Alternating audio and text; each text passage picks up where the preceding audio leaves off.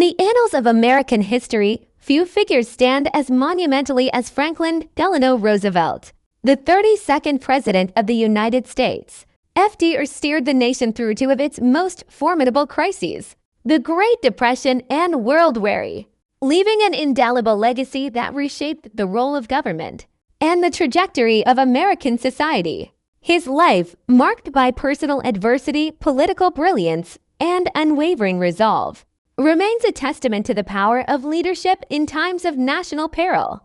Born on January 30, 1882 in Hyde Park, New York, Franklin Roosevelt entered the world as the only child of James and Sarah Roosevelt, a wealthy family with deep roots in New York's Hudson Valley. His early years were defined by privilege and extensive travel, with young Franklin accompanying his parents on trips to Europe that broadened his worldview. Educated at home by private tutors until the age of 14, he developed a keen intellect and a taste for history and literature.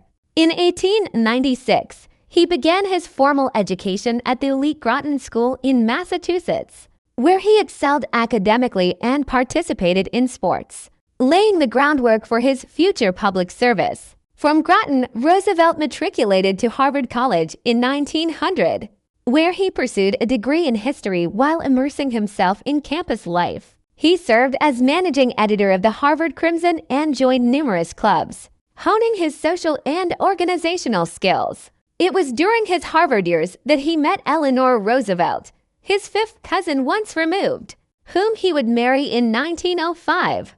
The couple's engagement followed a whirlwind courtship, and their marriage would evolve into one of the most consequential partnerships in American political history. After Harvard, Roosevelt attended Columbia Law School, though he left without completing his degree after passing the New York bar exam in 1907. He began his legal career at the prestigious firm Carter, Ledyard, and Milburn, where he gained valuable experience in corporate law. Roosevelt's entry into politics came in 1910 when he won election to the New York State Senate as a Democrat, defying the Republican stronghold in his district. His campaign, fueled by energy and personal charm, demonstrated his ability to connect with voters across class lines. As senator, he opposed corrupt political machines and championed progressive reforms, quickly establishing himself as a rising star in the Democratic Party. In 1913, President Woodrow Wilson appointed him Assistant Secretary of the Navy, a position Roosevelt held for 7 years. During World War, he worked to expand the Navy's capabilities, gaining invaluable administrative experience and a deep understanding of military logistics. The year 1921 marked a turning point in Roosevelt's life, both personally and professionally. While vacationing at Campobello Island, he contracted poliomyelitis, a disease that left him permanently paralyzed from the waist down. The diagnosis threatened to end his political career, but Roosevelt refused to be defined by his disability. With the unwavering support of Eleanor and a team of therapists, he embarked on an arduous rehabilitation program. He learned to walk short distances with heavy steel braces and a cane, though he concealed the extent of his paralysis from the public to maintain an image of vigor.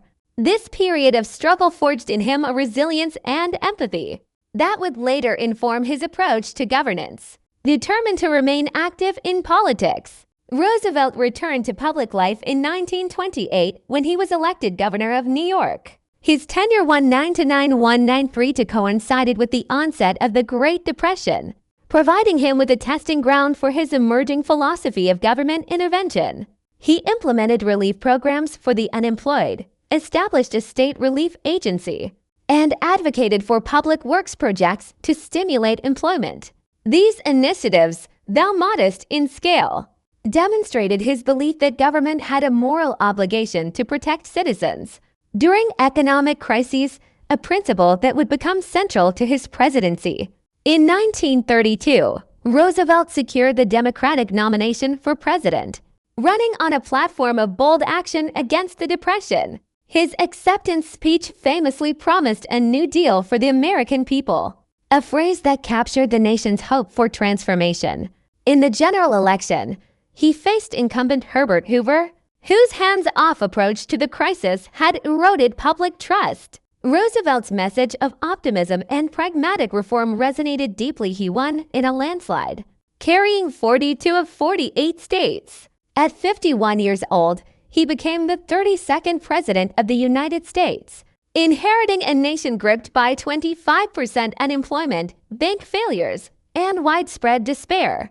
Roosevelt's first 100 days in office, March-June 1933, set a precedent for presidential action. He called Congress into special session, launching an unprecedented flurry of legislation aimed at stabilizing the economy.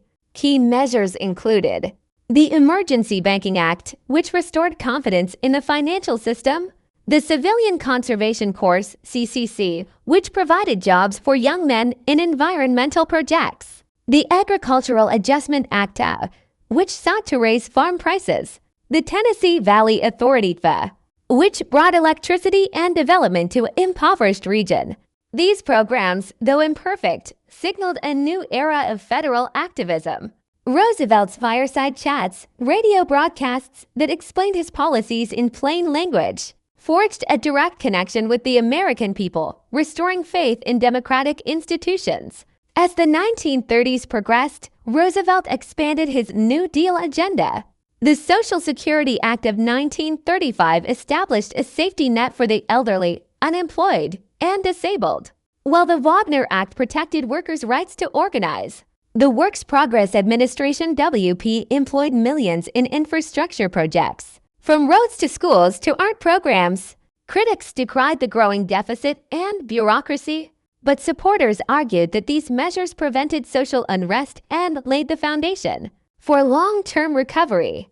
By 1936, economic indicators had improved, and Roosevelt won re-election in another landslide, defeating Republican Alf Landon in a historic electoral college victory. The late 1930s brought new challenges. A recession in 19,371,938 tested the durability of New Deal policies, while Supreme Court battles over the constitutionality of key programs forced Roosevelt to reconsider his approach. Internationally, the rise of fascism in Europe and Asia demanded attention. Though initially committed to neutrality, Roosevelt recognized the threat posed by Nazi Germany and Imperial Japan. He worked to strengthen the U.S. military and provide aid to allied nations through measures like the Lend-Lease Act of 1941, which supplied Britain and the Soviet Union with vital war materials.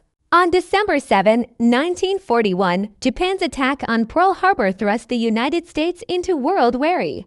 Roosevelt, now commander-in-chief, mobilized the nation with remarkable speed. He transformed the economy into an arsenal of democracy, with factories retooled for war production and millions of Americans, including women and minorities, entering the workforce. Roosevelt's leadership extended to the global stage. He forged alliances with British Prime Minister Winston Churchill and Soviet leader Joseph Stalin, coordinating strategy through conferences at Tehran 1943 and Yalta 1 Jeff 1945. His vision for post-war peace included the creation of the United Nations, an organization aimed at preventing future conflicts. Despite the demands of war, Roosevelt never lost sight of domestic priorities. He signed the G.I.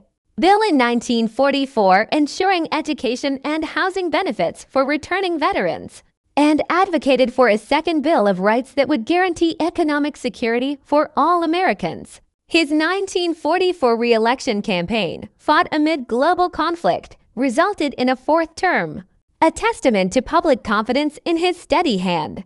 By early 1945, the Allies were closing in on victory, but Roosevelt's health was deteriorating.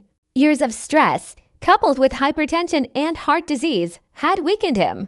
On April 12, 1945, while posing for a portrait at his retreat in Warm Springs, Georgia, he suffered a cerebral hemorrhage and died at the age of 63. His passing came just weeks before Germany's surrender, leaving the nation to mourn a leader who had guided it through its darkest hours. Franklin D. Roosevelt's legacy is multifaceted and enduring. Domestically, he redefined the role of the federal government, establishing programs like Social Security that remain pillars of the American social contract. His willingness to experiment with policy, what he called trying something, and if it fails, admit it frankly and try another, set a precedent for proactive governance. Internationally, his leadership helped defeat fascism and shape the post-war order, from the Bretton Woods financial system to the United Nations. Beyond policy, Roosevelt's personal story, overcoming polio, communicating hope through fireside chats, and uniting a fractured nation, continues to inspire. His partnership with Eleanor, who became a global advocate for human rights, exemplified the power of collaboration in public service. Monuments, schools, and even a national park bear his name, while his portrait adorns the dime, a small but enduring symbol of his impact on everyday American life.